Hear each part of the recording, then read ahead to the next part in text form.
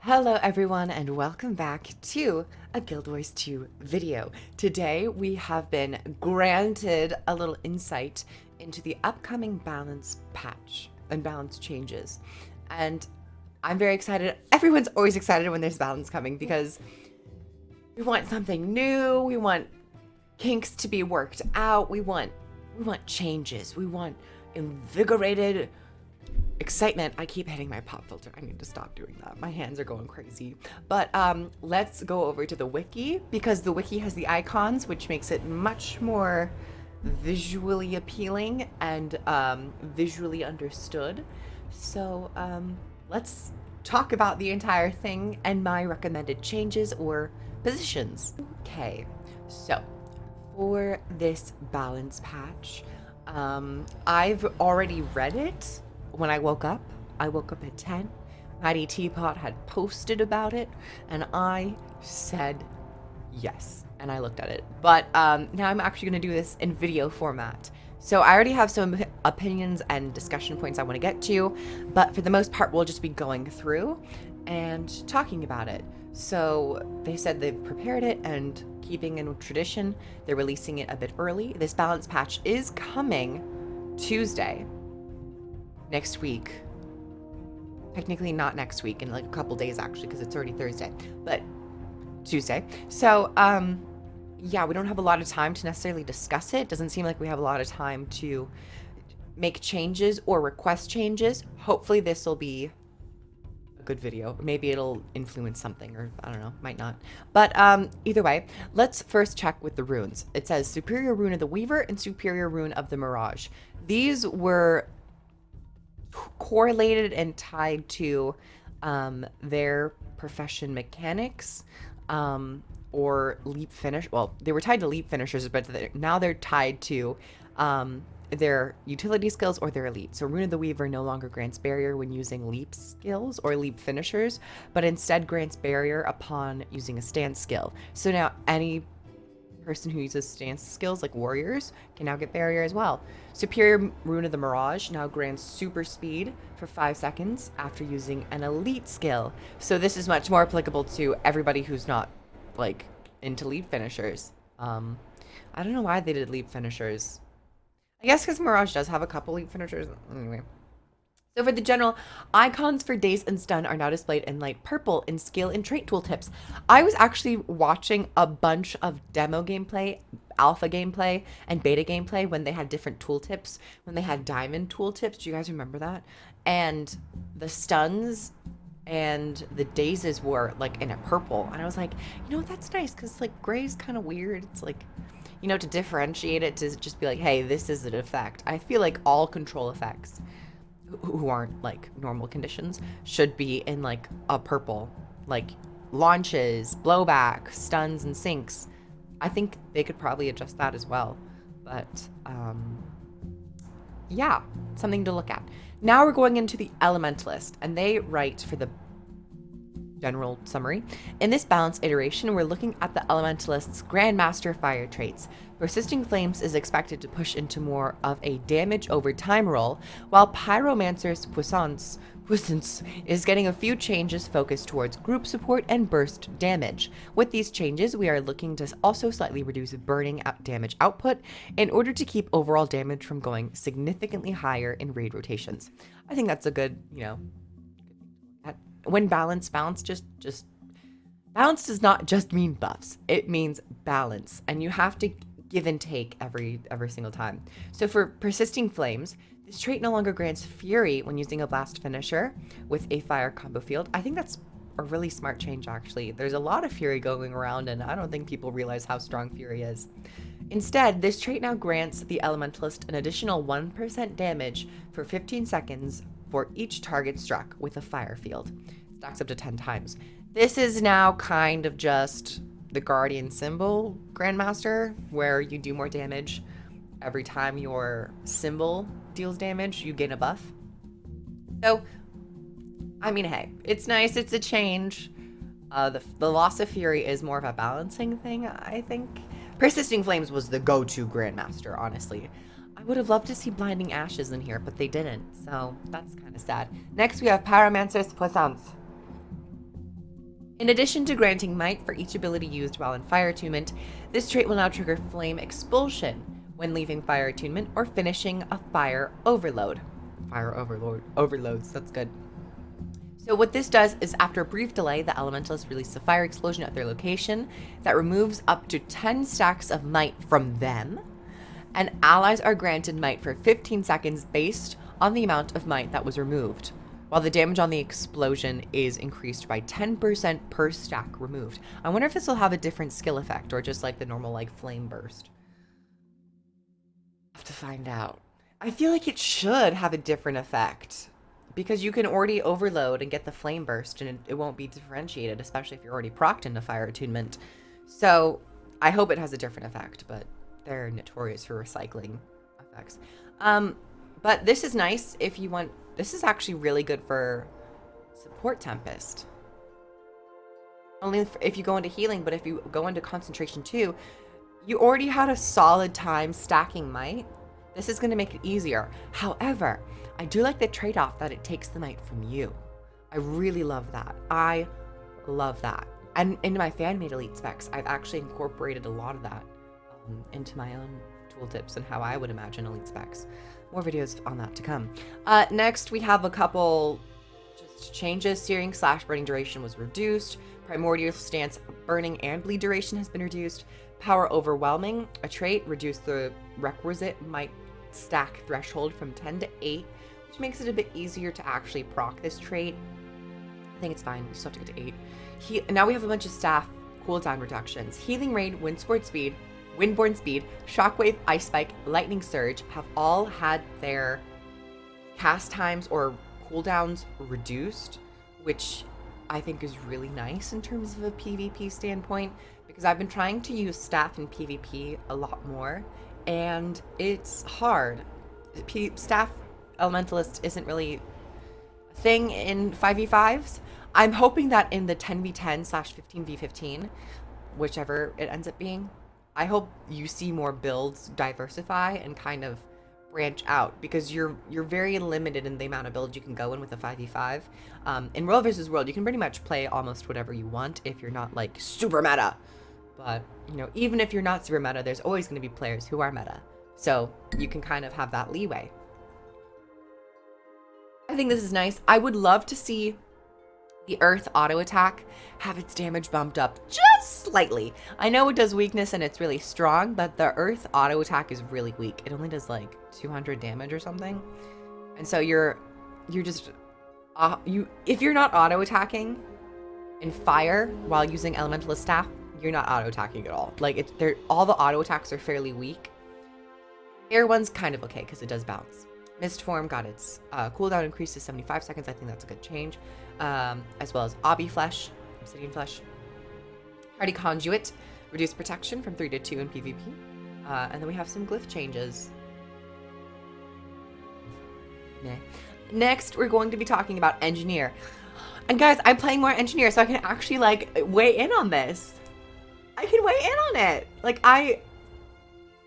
I'm in the know, kind of. Okay, so they said with this update, we revisited the shield and its traits that are correlated to it, and found that while its function remains reasonable, it needed a few improvements to both its messaging and potency as a defensive tool. A couple main hand pistol skills also received enhancements to their condition duration, as they've been lagging a bit behind even kit auto attack options. Well, that's sad. I don't really use pistol or, main hand pistol too often. Fragmenting shot got its bleeding increased, same with poison dart volley. Hip shot now includes a piercing in its tooltip. Because, yeah, the description does say it pierces, but there's not a tooltip for that. Magnetic shield. The skill now displays a ring to indicate the magnetic inversion will affect the area magnetic inversion. Improve the tooltip to include more information. Visual effect size increased slightly for better visibility. Cool. Then magnetic inversion, its radius has been increased. Static shield. Increase the block duration from 2 to 2.5. I think that this is... I don't know. I don't know if they needed the increase because you can move while using it. stun, it's a very powerful defensive skill. Like, same with the thing with warriors, that you have to trait into it to get the reflex off. With this, you don't have to. You always get the stun. And in terms of PvP, it's very strong. I think they could have just focused on magnetic shield and bumping up magnetic inversion, and you would have been fine. Honestly, I don't think static shield needs it. I think static shield is really strong to begin with. You get stuns on people who hit you, and then you can throw it out to interrupt people. It's a lot of interrupt. I'm just saying. So the trait Overshield, this trait has been reworked. It now causes the player to activate a skill that grants protection to nearby allies when using a shield skill. So if you want to be more tanky, you know, there you go. If that's the trait, I generally don't think Static Shield needs much of a buff, honestly. And that's from being a very critically minded balance idea. Soothing Detonation, this trait has been reworked. It now heals in an area around the engineer each time they use a tool belt skill instead of using a blast finisher within a fire combo field. With a fire combo, yeah, within. I guess that's within. This is probably better because the blast finisher was... Blast finishers are always weird. They're always very tricky. I do think some traits can utilize blast finishers, but Soothing Detonation probably was better, you know, on the tool belt system. System Shocker. This trait will now grant barrier to the engineer each time they use control effects on a foe, in addition to causing the function gyro to daze foes. Scrapper's getting more barrier. Great. Love that. I guess this is okay. System Shocker. Sure. I mean, I don't know if it's taken up too often. I don't play Scrapper too much in PvP or in PvE. Speed of Synergy. This trait has been reworked. It will now grant super speed for 5 seconds to allies in a radius of 240 around the engineer when using a heal skill. Using a healing tool belt skill grants the engineer 7 seconds of super speed. Okay, I like that, actually. It's pretty cool. Incendiary Ammo. Reduced cooldown. Flame Burst. Increase the burning duration. Air Blast. Adjusted burning from 2 stacks for 2 seconds to 1 stack for 5 seconds. Smoke Vent. Reduce cooldown. Tox Elixir X. Reduce cooldown from 120 to 90. I hope that's in PvE only. Clarify that. Clarify that, guys. I hope it's in PvE only. Med Pack Drop. Reduce cooldown. Orbital Strike. Hold on. In PvP in War vs. World? Oh. But they reduce the coefficient. Okay. Sure. Shrapnel Grenade. Increase cooldown from 5 to 6 seconds in PvP only. Reduce power coefficient. Thank God. Shrapnel... Ugh. A lot. It's a lot of damage. Grenade kids do a lot of damage. I was surprised to see last grenade changes, actually. Guardian. My main, and boy, do I still have problems with their ideas on how to adjust it. Feel My Wrath is a very prominent skill for party support right now, but we feel it's overpowering or overperforming a bit. We're reducing the party quickness a bit, but compensating the Guardian by increasing their personal quickness gain. That's fine. We're also improving a few of the weaker utility skills to try and make them more appealing in all game modes. And we'll see how that goes. Symbol of Vengeance. Reduce the duration of cripple inflicted from 3 seconds to 2 seconds. Cool. I think that's a good change. It's smart. Chapter 1, Searing Spell. Here's where we get into kind of the Condi application. Reduce the damage dealt by this skill by 14%. Reduce the burning duration from 3 to 2.5 seconds. Igniting Burst. Reduce the duration of burning inflicted from 6 seconds to 5 seconds. All of those are great. I like it. They're reducing the burning application and potential damage. The burning that Guardian does, I feel like it's not the problem of the tomes. Yes, are they powerful and they can contribute to the overall burning? Yes. But the main burning application is from the passives that they proc, activation of F1, Virtue of Resolve, Purging Flames, the Consecration, the Torch skills, if I didn't already say Torch, and other utility skills. The problem isn't necessarily the tomes. The tomes should apply burning. I think if they stripped some of the burning away from the core weapons, it makes sense because tomes go on a longer cooldown. This is nice, but I still don't think they're going for the jugular, and they need to go for the jugular because Symbol Brand is far too powerful. Also, they haven't changed Writ of Persistence, which is the reason symbol brand is so strong. I have an idea for the change to Writ of Persistence.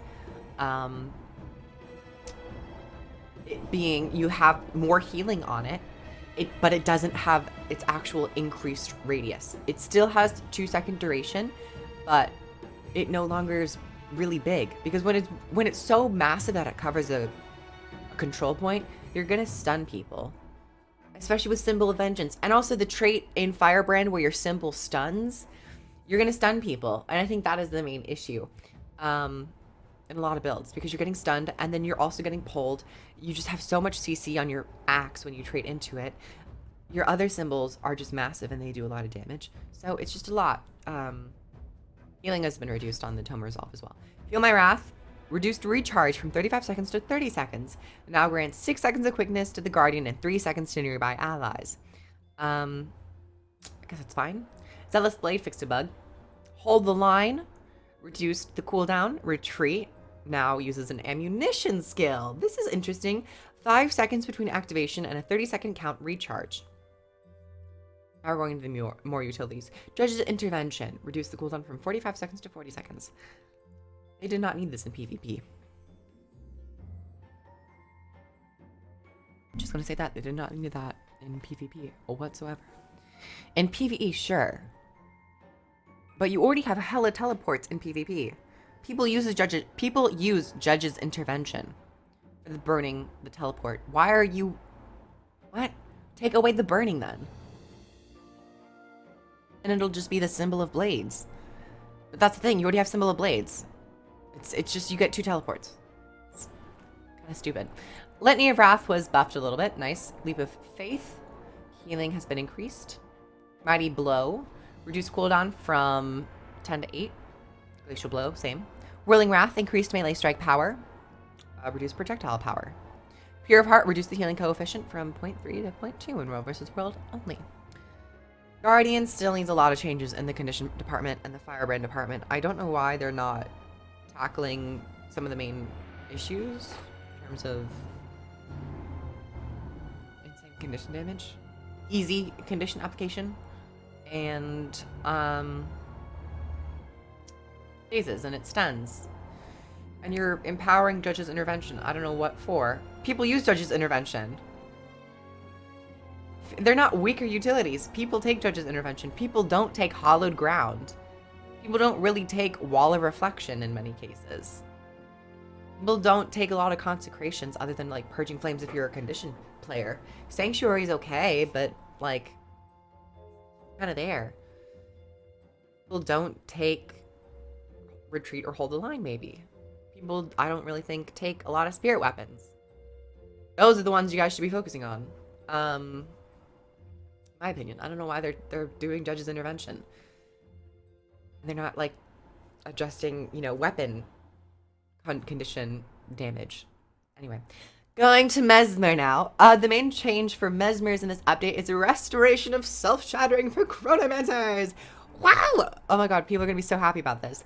I hope. They'll probably find some reason to cry, because Mesmers always do. This change was originally made to emphasize the difference between Chronomancer shatter skills and core Mesmer shatter skills, but this ended up being making them more difficult to use. I agree. Instead, we are focusing more on the differences in functionality between Chronomancer and core Mesmer shatter skills, rather than the cost to activate them. I do think they didn't go too far with this, actually.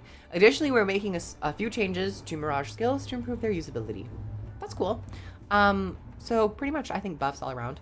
Chronomancer shatter skills can now be affected by the player additionally. And now, split second. Damage has been reduced by 33%. The skill no longer deals bonus damage to slowed foes. Instead, it strikes twice with a 1-second delay. I think that's really cool, actually. Shattered traits shattered traits will only affect the first hit of the attack, which I think is smart. So I actually think this is really cool, just for like maintaining damage rather than a bunch of spike damage. You get like boom, boom. Does that make sense? Well, of course you get boom, boom, because that's how it works. But it's a bit more sustained. Rewinder. The cooldown per clone spent has been reduced from 5 seconds to 3 seconds. The Mesmer now counts as a clone for this reduction. You increase the recharge from 25 seconds to 30 seconds. I guess, does Rewinder already have, like, its own niche in terms of a shatter skill? I don't know. Time Sink reduces day's duration per hit from 1 second to 5 seconds. Smart, because you're now a clone. They don't feel distinct enough still, I think. I don't know. Continuum Split. I guess they're already fairly distinct enough. Their animation as well. Continuum Split. This skill has a 1.5 second duration with no clones. 1.5 seconds is added per clone per shatter. This skill no longer grants distortion. I guess that's fine. I guess it's changed enough not to grant distortion. So, yeah. Master Fragmentation. This trait has been reworked. It now increases the base duration of Continuum Split by 1 second. So you can actually stay in Continuum Split for quite a while, I'm guessing now. And an easier time in staying in Continuum Split. So Inspiring Distortion, this trait will now trigger when activating Shatter Skill 4. I'm guessing for Continuum Split. So now you get the distortion if you really want it. Flow of Time, this trait has been reworked. It now counts the Mesmer as a clone. Reduced alacrity gain accordingly. Seize the Moment, this trait has been reworked. Now counts the Mesmer as a clone. You guys got it. Great. Mind Spike. Fixed a bug that causes skill to display an incorrect tooltip damage. Okay. Phantasmal Swordsman, based on target's location. Mirage Retreat. This skill no longer breaks enemy targeting. Chaos Vortex now affects 10 targets. Okay. Interesting. Crystal Sands. Reduce the aftercast by 0.4 seconds. Increase projectile speed such that mirror now forms 0.25 seconds faster. You know, nice little Mirage changes, I guess. It's cool for Mesmer, I guess. You know, cool. Okay, let's talk about Necromancer. And oh boy, did I read Necromancer, and oh boy, is this, I have some issues, I think, with this. Okay, the Necromancer traits for signets and wells have long occupied a different place in most builds since they exist on the Grandmaster tier and typically have not provided enough power to warrant taking them over Grandmaster traits. Removing the signet trait, removing the well trait, removing the signet trait, removing the well trait, and replacing the Grandmaster slot with new, more broadly functioning traits that we feel will be more competitive than other options in that tier. So, the first change I kind of do not agree with. Because they need to gut and destroy Grandmaster Scourge Shade trait. What is it? Like Desert? I don't even take it. I forgot what it is. Shade? The one where you get a larger shade. They need to not have that as a trait. Shade skills have been reverted to now trigger at the Necromancer's location and the Shade location. In PvE, this is good. PvP, I'm not so sure. I liked in PvE. It required a bit more skill. And with the larger shade,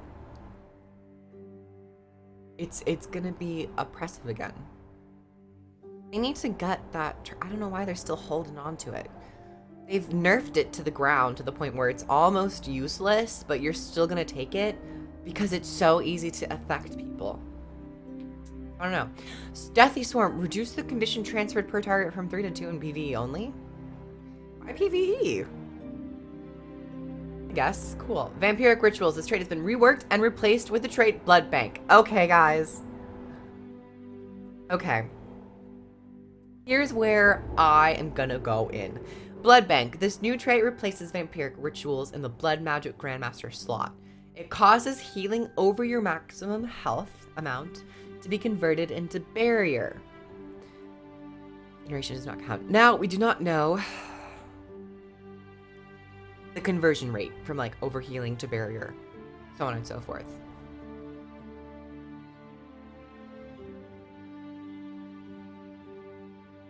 Remember how we had core Necromancer be so goddamn tanky in PvP? I know this is not going to help at all. If you can maintain maximum health and you have a pretty easy time, you're just going to start overcharging yourself with barrier. And if you take like abilities that will heal you, such as like the Signet of Vampirism and overheal yourself, this will be great for Blood Fiend if you can manage to stay at maximum health. you're going to become so tanky. I don't think this is a good skill. At least with vampiric rituals, it required you to trait into wells and also place them strategically to siphon off health. Blood Bank is cool, but it should have been reserved for an elite specialization trait. It's so strong. The reason why Barrier was given to the Scourge is because they do not have a shade. Now, they're making Necromancers so tanky in PvP. I don't know. I don't like this. I don't think this is good for the game health at all. This is going to be really bad. Now Necromancers are going to be almost unkillable because they've already been really unkillable. Also, no changes to Lich form at all here, and Lich form can still kill you in 2 shots. It's not about the 10-second duration. You can change to a 5-second duration and it's still going to be hella strong. I don't know why. Ritual of Life reduced recharge from 35 to 30 seconds. Well, they're just accounting for the well changes from the trait. Signet of Locust. In addition to its previous effect, the active ability from this signet now also converts up to 2 boons on struck foes into additional healing. Oh! I didn't read the entire thing. I had read it as 2 boons like to conditions because that's where my mind went. But you steal 2 boons to convert them to healing. Okay, I think that's really interesting. Come through, Signet of Locust. Signet of Locust. Okay, you might have a little place. I might be trying to mess with the Signet build for Necromancer. Signet of Vampirism. The passive effect for this skill has been reworked. It now causes the Necromancers to steal a small amount of health from a nearby foe every second while in combat. I like it. It's no longer just like you get hit and you offset the damage with healing.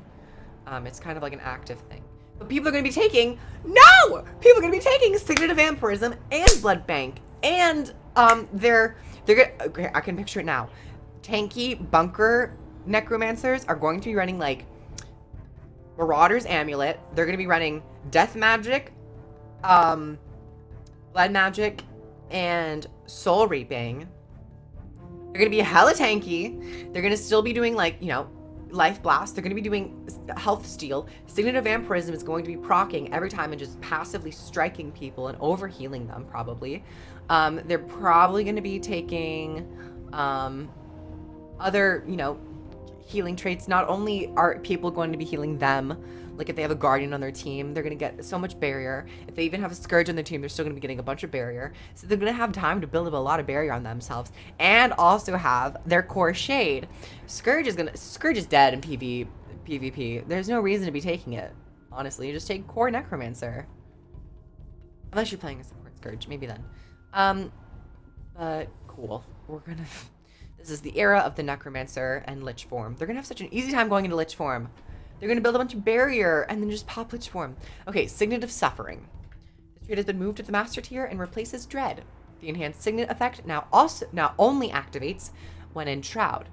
The enhanced effect for Signet of Locust has changed to be a 33% movement speed boost. The enhanced effect for Signet of Vampirism has changed to increase the number of targets to 2. Passive Life Siphon. And you get guys, you're going to be able to use your signets while in Shroud. And you're going to be striking 2 people for their health. If you're at max health and you're going to go into Shroud first, build a barrier. It's going to be so bad. Okay, Dread. Let's see Dread. I'm actually glad that they're changing Dread because Dread is very hard to use because it requires you to be striking people who are feared. It could have made it, but fear doesn't last too long, so I don't know. This trait has been moved to the Grandmaster slot and has been reworked. It now grants 5 seconds of quickness and 10 seconds of fury whenever the Necromancer applies fear to an enemy with a 3-second interval cooldown. Additionally, it reduces the recharge of Shroud skill 3 by 50% whenever an enemy is killed in PvE and PvP and 5% in World vs. World. That makes sense. Quickness and fury. I guess. I don't have too strong of opinions I just think it could have been a bit more inspired. I mean, I feel like whenever you just keep putting boons and buffs on, you know, players, it's kind of it's passive way, but granted you're not actually doing things, you're like rewarding them for doing something good, I guess, because like specializations, you're like mastering fear, you're like, you've become a master of applying fear when you apply fear. Quickness and fury, I guess. Cool. No staff changes. I would have loved to see staff changes. No minion enhancements. Cool. Okay, we're moving on to Ranger now. This is gonna be a long ass video. I'm so sorry. Damage build soul beasts have been unleashing numbers that are higher than they should be. I agree. But for the condition part, this is on a broad level rather than being tied to particular weapons or utility skills. As such, we're tapping the power and condition damage. Okay, condition damage. They're doing that too. Bonuses they gain while merged with deadly and ferocious pets or some reductions. In competitive game modes, druids have been significantly less used for their supportive abilities. So we're tuning those up to encourage bringing the affected traits and glyphs. We're tuning those up to encourage bringing the affected traits and glyphs. Okay. Protect me, a bug fix. Viper's Nest increases duration of poison, but reduces stacks. Deadly archetype and ferocious archetype have been cut by 25%. In PvE only? What? What? I thought they were gonna do PvP! You guys, every time I see a soul beast who's a conditioned soul beast in PvP, I break out into a cold sweat. Conditioned soul beast in PvP, I often have a really hard time with, no matter what build I'm on. They do so much condition damage. Short bow is so quick to shoot. Short bow has such a fast, like, aftercast, and you shoot so many arrows per second. You get a lot of poison, you get cripple, you get stuns, you get immobilized, you get extra bleeds, you get even more bleeds on auto attacks. You get a lot. So it's just like, what are you doing? Why are you only affecting PvE? Why not PvP? Anyway, let's look at... I don't agree with these changes, really. I feel like I'm so okay. Seed of Life. Increased number of conditions cleansed from 2 to 3 in PvP and War vs. the World. This is great. I would have loved to see the auto attack been tackled. I would have loved to see actually Seed of Life's cooldown increased by 1 second for this. I think that would have been really nice to kind of offset it a little bit, while inherently adjusting and buffing the auto attack while in Celestial Avatar. That's what I would have done. Lunar Impact, increased healing coefficient. Well, Vine Surge, increased immobilized duration from 1.5 to 2 seconds in PvP and World vs. World. Honestly, you could probably do that in PvE too. Graze of the Land, increased might gain from 2 to 3 in PvP and World vs. World. I agree with this change. It's a bit harder to do it in PvP and War vs. World, and a bit more temporary because people are dying all the time. So I agree with that change. Glyph of Rejuvenation, a bunch of healing has been increased. But I still think that these skills should be able to be casted at range. Because glyphs, I feel like that's an issue, because druids are kind of squishy. They do have an evade mechanic, but that should be because they're trying to get out of a fight because people have progressed onto them, not because they're being attacked. If these glyphs were able to be casted at range, maybe not a 1200 range, but like a 900 range, or have that be a trait, or you can cast them at range, they would be able to they would be able to take on a more healer role, not necessarily a cleric, because a lot of the times when you're playing a healer in Guild Wars 2, you're also really tanky yourself. So you're able to do a lot of healing, but you're also getting like toughness. You're getting AoE effects around you to defend you. There needs to be more healing types where you are really good at healing, really good at keeping your allies up, but are incentivized to play at range, and also have some escape tools at your disposal if need be. That's why Guardian fits more into that niche, but like with Revenant, you're really tanky too. Okay, moving on. Speaking of Revenant, let's talk about Revenant. Ranger's kind of meh. Let's talk about Revenant. Okay. keep saying the same thing. This update has some quality of life improvements aimed at the Revenants. Ability to legend swap in midair. Changed a couple skill requirements so that they can't fail. And set the 7-shot skill to fire without needing ground targeting to allow a Revenant to fire attacks more clearly at a target. Changes to the Revenant on the competitive side are aimed at reducing the sustain available through reductions to damage mitigation abilities. I think Revenant did pretty well this patch. So elevated compassion fixed an issue that caused the cooldown of this trait to overlap poorly with the timing of effects from facet skills. Okay. Burst in Stone fixed an issue in which this trait would not work with the Revenant's F2 skill. Cool. Envoy of Exuberance. Nice shield change, actually. Fixed an issue in which the skill could be blocked, despite being unblockable. They have increased the projectile speed by 50% and reduced the protection duration from 3 to 2 seconds in Morphosis World. That's fine. The projectile speed, great in PvE. It's fantastic. Soul Cleaver Summit fixed a bug. Vengeful Hammers. Skill now activates while in midair. Great protective Solace can be activated while in midair. Inspiring Reinforcements. Increase the height of the effect to prevent it from missing jumping players. Like it. Ancient Echo can now be available underwater. That wasn't available underwater? Are you kidding me? What? That's strange. Phased Traversal. This skill now performs a pathing check. Same with Death Strike. Swapping Legends can be done in midair. Fantastic. It's what Revenants have been wanting. 7-shot. Okay, I have some ideas and thoughts about 7-shot and also shortbow.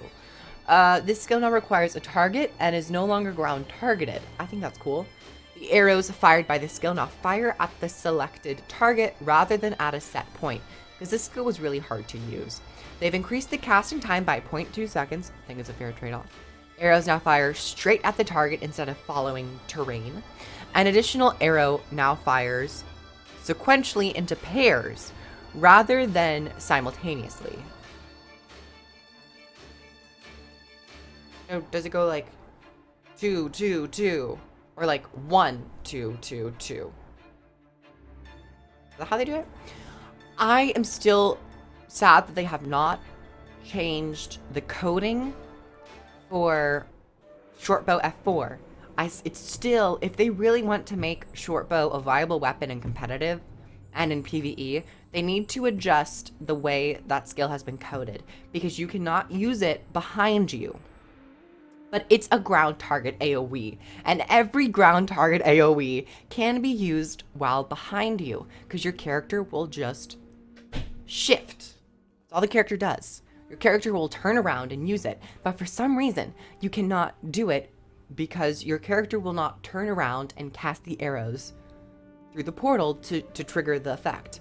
You have to be facing the target, and in action combat mode, that is like the only reason I hate using shortbow. It's because it's a good skill, it's powerful, but for some reason they have this miscellaneous coding effect that you can't use it because you don't have a line of sight, or you have to have your character peripheral vision be able to look at it. But just make the character turn around like every other AoE ability. It makes no sense. Demonic Resistance. Ooh, damage reduction to 10%. Ooh, that's rough. Demonic Resistance might not be seeing a lot more play unless you really want to go for that damage mitigation just to help you out. Ooh, that hurts. Fiendish Tenacity. Reduce the base heal from 19.7 to 13.2. Guess that's fine. Crystal Hibernation. Reduce the pulse healing. I think that's cool. Spirit Boon. Reduce protection. Shining Aspects. Reduce healing. Facet of Chaos. Reduce protection duration from 3 to 2 seconds. I think that's good. There was a lot of protection uptime on the Revenant and a lot of boon shares. So. Thief is missing. Thief is not fully done yet. So I wonder what they're going to change with Thief. With this update, we're looking to improve condition builds in PvE while reducing more egregious condition builds in PvP and World vs. World. That's cool. 1,000 Needles, increased bleeding duration from 3 to 5 seconds for both the impact and pulse attacks. Shadow Strike, repeater availability duration has been reduced from 4 to 3 in PvP and World vs. World. Okay. Thief is still yet to come, so I hope we get an update on that. Come tomorrow, or later today, or Monday. Something so we can just kind of prepare. Warrior updates are focused around improvements to some of the lesser used offhand weapons, as well as some lesser used traits in PvE. This is good because I want to like actually see the skills. Since these weapons see little use in competitive modes, we're being a little bit more aggressive with these changes, but we'll be watching to see if they become overbearing. Just make them PvE only. Well, I'm guessing they're meaning like in terms of raids. Break enchantments. I feel like they could have gone really ham with the spellbreaker traits that affect boons, because not a lot of enemies apply boons to themselves. And that's the fault of open world design. I would have loved to see more boon, like have enemy types that are like dedicated to applying boons, or have enemy types that like just consistently will apply like a boon to themselves. Or two. Break enchantments. Increase the damage dealt by this skill by 50%. Raise the damage increase from 100% to 300% when the warrior removes a boon. But you don't really take it too often. Loss aversion. Increase the damage dealt by this trait from 50% in PvE only. Brave Stride has been reworked. Finally! Okay, it now grants 1 stack of stability whenever the warrior uses a movement skill. Stability duration is 5 seconds in PvE and 2 seconds in competitive. It's a 1 second cooldown. And a 10-second in competitive modes. I think that's really good, actually. Because it used to be like gain a stack of stability when you enter combat. And it was really...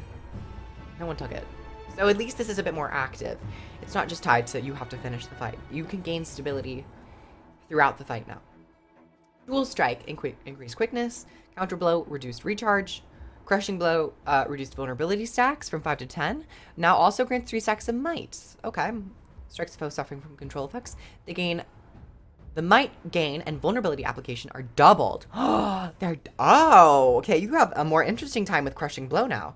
That's cool. Impale now applies a pulsing 1 second cripple in addition to Torment.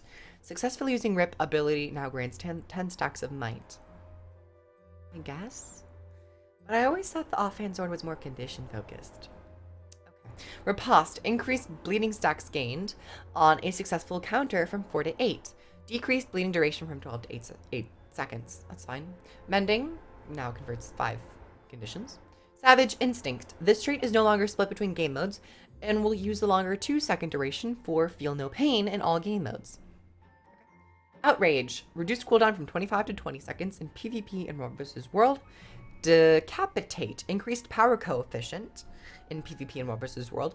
Blood Reckoning. Increased damage to healing to 33%. Increased Berserk mode extension from 2 seconds to 5 seconds in PvP and World vs. World. Cyclone Axe. Throw Axe. Cyclone Axe increased power coefficient. Throw Axe reduced ammo recharge, and Breaching Strike increased power coefficient in PvP and World vs. World. Okay, everyone. Well, now that we've done that, let me just like talk about the overall changes.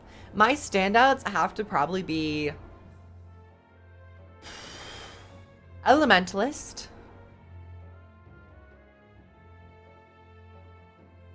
Mesmer, and Necromancer. No, Elementalist, Necromancer, and Revenant. Yeah. But not all for good things. They're just like the most impactful in terms of game design or design for balance. We're going to see how well they end up coming, or like how used or how effective for the game. Are they going to be like good for the health? We'll have to see. I really think that they need to seriously... I have a change for Writ of Persistence, okay? Writ of Persistence needs to change. The radius increase does not need to exist. Put a little bit more healing power. Have the 2 seconds longer.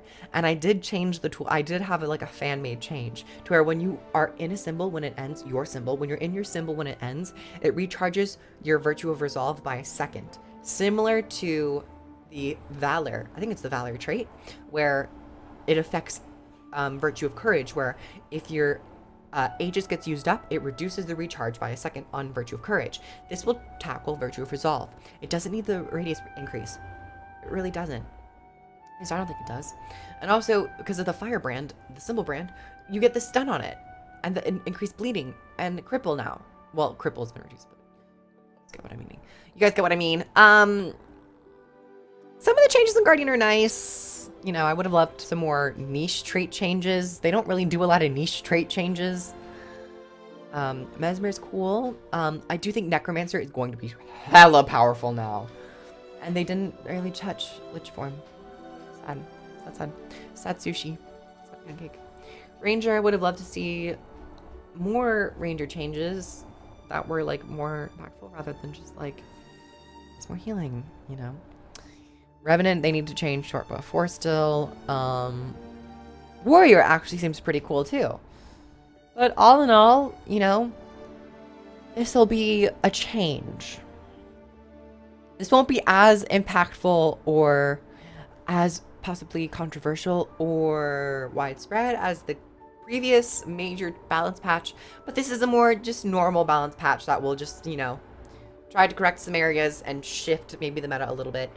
But we'll see. Thank you everybody so much for watching. I hope you guys enjoyed. Like the video, clicked it, comment down below your thoughts on the balance patch. Oh god, this is a long ass video. And yeah, I'd love to hear what you guys have to say. And I'll catch you guys in the next stream. Patreon down below, PayPal down below if you'd like to go give me a tip, help support me.